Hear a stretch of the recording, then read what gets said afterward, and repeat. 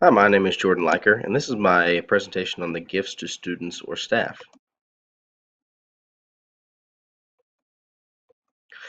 So just some general guidelines to follow when giving gifts to students or staff.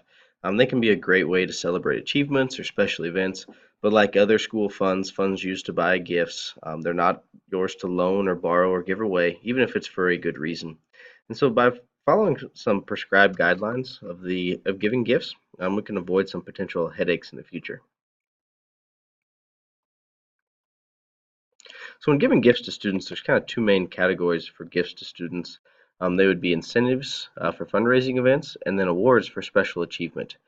And these can be paid for from the school activity funds. So when looking at gifts for fundraising incentive gifts here, gifts should only be given to students who participated in the fundraising event, and the gifts need to be age appropriate. The prizes should be nominal in value. We don't want to affect the profitability of the fundraising event. Some tickets to a movie theater would be an example there. And the incentive gifts should be purchased from the funds raised by the student group that the funds will benefit that student group. And so, in other words, we can't take funds from one group and give them to another student group. And the gift should not favor one group or class of students over another. Some special achievement gifts, they would include things like academic awards or athletic banquets. The gift should be nominal in value again and age appropriate. The funding for these gifts can come from the general fund. They could be from donations from businesses or donations from parent groups. For sports awards, the athletic fund can be used for these gifts. My district has some specific guidelines for gift giving. It's really discouraged for staff members to give gifts to students or students, even staff members, unless it's really approved by the principal.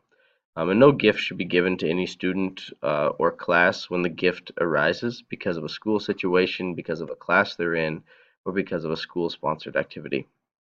And the athletic awards, they need to be limited to those that are approved by CASHA.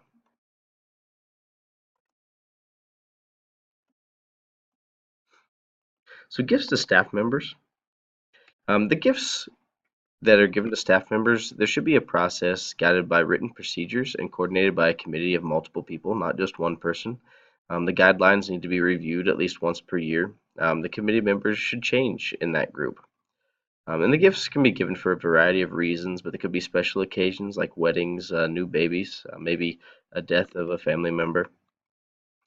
They could be given for fundraising incentives for staff members, or just all staff gifts.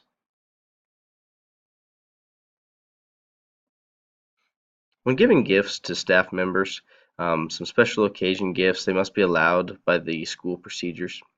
The gift should be reasonably priced and paid for with staff funds, in other words, staff uh, donations or staff remembrance funds.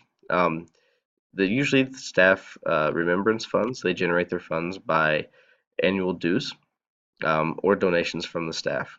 The student funds can never be used for staff gifts, though. The types of gifts and the dollar limits should be set by the committee, and those should be reviewed each year, as well as the committee members change at least once per year.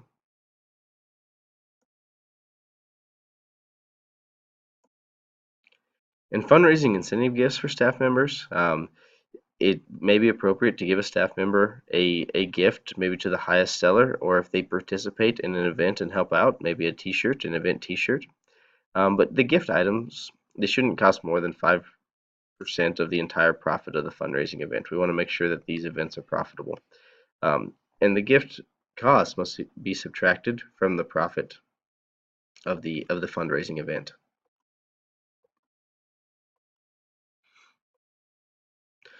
In all staff gifts, they should be nominal in cost.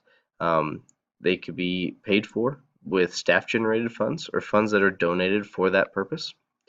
The staff generated funds can be used to benefit the staff, but in all school fundraising events, only the staff generated portion could be spent on staff gifts. The staff gifts that purchased from the general fund, they should benefit the classroom, but should be fairly inexpensive, less than $5.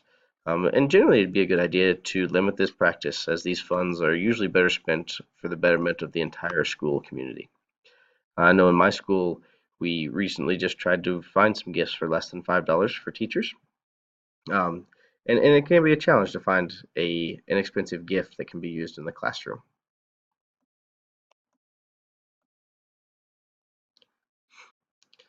Um, However, cash or cash equivalent gifts should not be given to staff members if it can be avoided. That includes things like checks, gift certificates that are redeemable for cash or merchandise.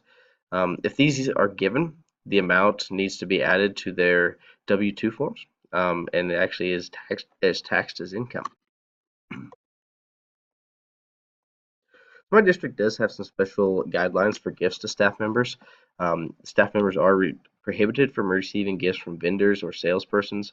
The money generated from projects sponsored by the school become property of that school. So student groups, if they generate money, that actually becomes part of property of the school. Staff or students do not get to keep that money that's generated. Students may collect money or purchase gifts for staff members, but they need to have the principal's approval first.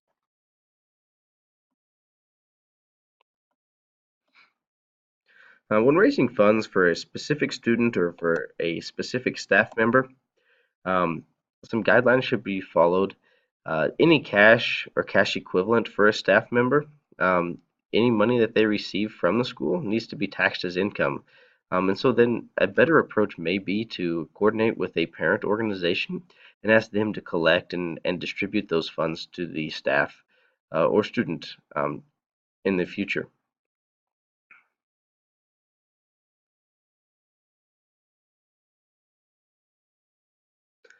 My district also has some specific guidelines for student organization gifts to the school. With the principal's approval, student organizations or parent organizations may donate a portion of their funds to the district. However, donations of $500 or more require board approval, um, and the board will look at those on an individual basis.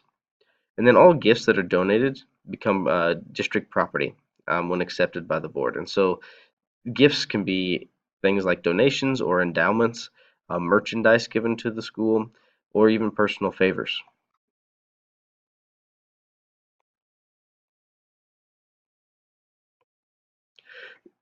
Gifts can be thoughtful acts that can increase bonds within a school, but utilizing proper guidelines is definitely necessary to avoid some negative public relations, and it can help ensure that the giving of gifts betters the educational environment instead of acting as a distraction.